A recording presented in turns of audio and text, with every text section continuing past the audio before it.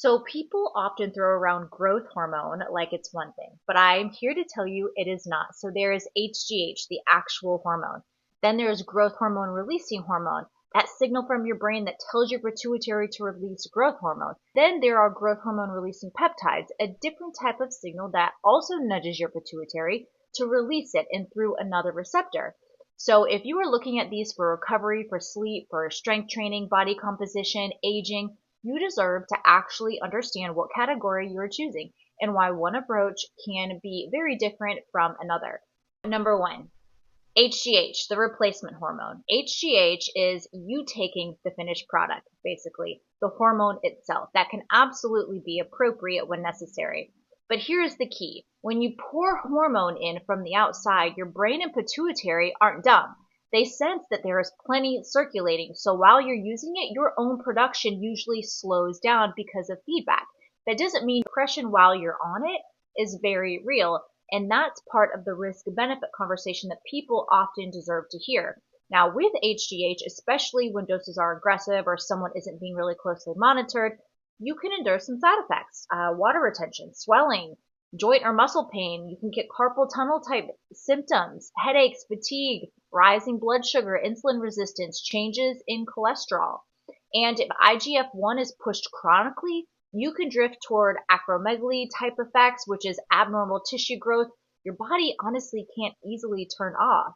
Now, number two, we're going to dive into the growth hormone releasing hormone, your body's release signal. Now, growth hormone releasing hormone is the message your hypothalamus sends the pituitary that says, release the growth hormone. Instead of adding hormone from the outside, you're trying to fix the signal upstream. So your body makes its own again in the same pulsed way it normally does during deep sleep and after really hard training. Now, the third, growth hormone releasing peptides stimulate growth hormone by acting on a different receptor in the pituitary called growth hormone secretagogue receptor, which is also tied to your ghrelin, hunger hormone. And some growth hormone releasing peptides strongly drive appetite, and others are much cleaner and you don't really feel much side effects of that. Now, growth hormone versus IGF-1. Growth hormone is the pulse hormone, and it comes out in bursts. And IGF-1 is what your liver makes in response to growth hormone. That's the longer acting builder signal involved in muscle, bone, connective tissue, and repair. Growth hormone is the spark. IGF-1 is the construction crew. Different therapies push these in different ways, and that's why you can't lump them all together. Now, half-life is simple. It's how long it takes for half of a compound to leave your system. Now, short half-life means a quick hit and a quick exit, closer to how your body naturally releases growth hormone during sleep or after high-intensity exercise. Now, long half-life means the signal sticks around much longer, which can be convenient, but also means you have to be more thoughtful about maybe any side effects in long-term exposure. So half-life shapes how natural the stimulation feels and how carefully you need to manage it. Now, I have ranked my most favorite growth hormones to my least favorite, and we are going to start with my least favorite growth hormone releasing hormones and growth hormone releasing peptides. All right, so the one at the bottom of the pile is sermorelin. When people say human GRF, they're talking about a tiny piece of your body's natural growth hormone releasing hormone, basically the original signal your brain uses.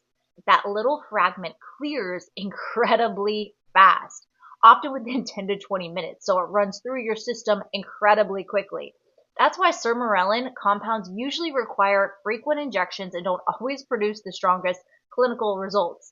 And for me, it's probably why it's one at the bottom of my list, okay? Now, the next one, tesamorelin, powerful, specific, but a different kind of use. Tesamorelin is a synthetic, optimized version of your body's natural growth hormone releasing hormone, the signal that your hypothalamus should be sending. Instead of adding growth hormone from the outside, the goal is to repair the signal so your pituitary can produce more on its own. Mechanism-wise, tesamorelin goes to the somatotrope cells in the pituitary. It binds to the growth hormone-releasing hormone receptor, increases cyclic AMP inside the cell, activates protein kinase pathways, and triggers pulsatile release of your own growth hormone. That upstream repair is awesome and it matters. Now, clinically, tesamorelin has been studied and approved for reducing the visceral fat, visceral lipodystrophy in HIV patients, the inflammatory fat around organs that supports cognition by raising IGF-1 and brain-derived neurotrophic factor, preserving muscle and bone with aging, stimulating collagen in connective tissue, supporting circadian rhythm when taken at night. And that's why I say managed decline is not healthcare. If the signal is broken, we need to fix the signal. Going into my next favorite, MK677. It is effective, but let me tell you, the appetite is the personality. Okay, MK677 is not a peptide. It's actual oral growth hormone secretagogue, and it works by mimicking ghrelin, your hunger hormone. Ghrelin normally unlocks a door in your brain called the ghrelin receptor, and when that door opens, your pituitary releases growth hormone. So MK677 is basically like a fake key that opens the same door. And that's why it can help with muscle, with bone density, recovery, and sleep, and also why appetite becomes a serious issue. I'm very honest with people about this. Yes, this one raises growth hormone and IGF-1, but hunger is the elephant in the room. Talk about you'll want to pack it in. And in real life, I see people suddenly thinking about food nonstop. They'll take it and all of a sudden they're like, oh my gosh, I have to go to the refrigerator. So if fat loss is the goal and you're not prepared for that, MK677 can turn you into a walking snack.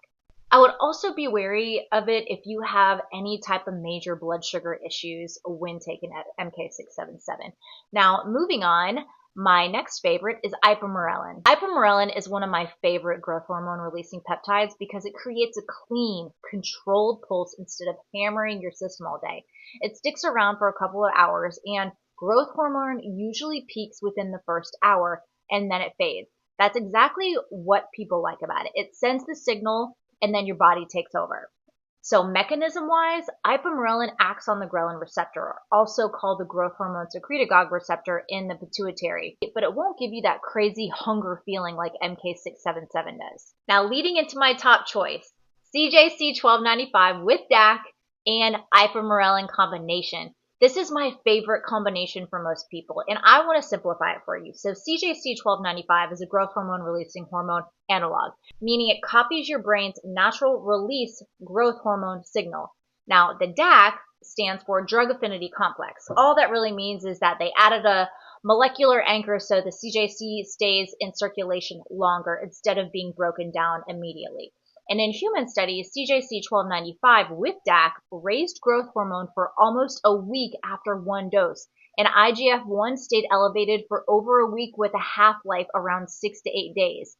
Translation, well, you don't have to dose as often and the signal will last longer. Now compare that to CJC1295 without DAC, sometimes called modified GRF.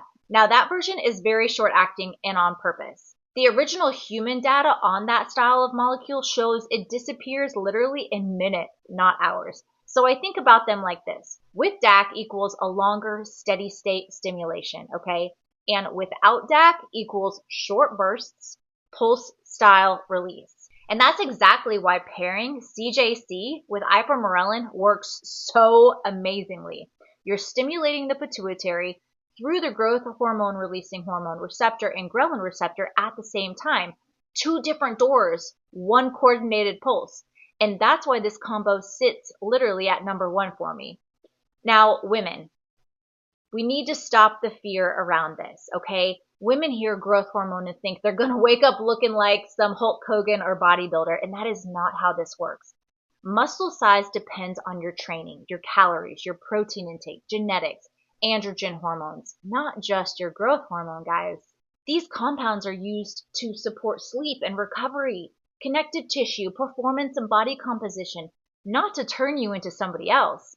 The goal is to support what your body already knows how to do, just not as efficiently as it maybe once did multiple years ago when you were younger or in your 20s. Now, if you guys are to take away anything from this today and you're still hanging out with me, HGH is replacement therapy. Growth hormone releasing hormones and growth hormone releasing peptides are signal therapies. Replacement can work fast, okay? But it suppresses your own production while you're on it. And that's super important to understand and take away. Now, signal-based approaches, work with your physiology. They push your own pituitary to do what it already knows how to do, just not as well maybe as it once did years ago.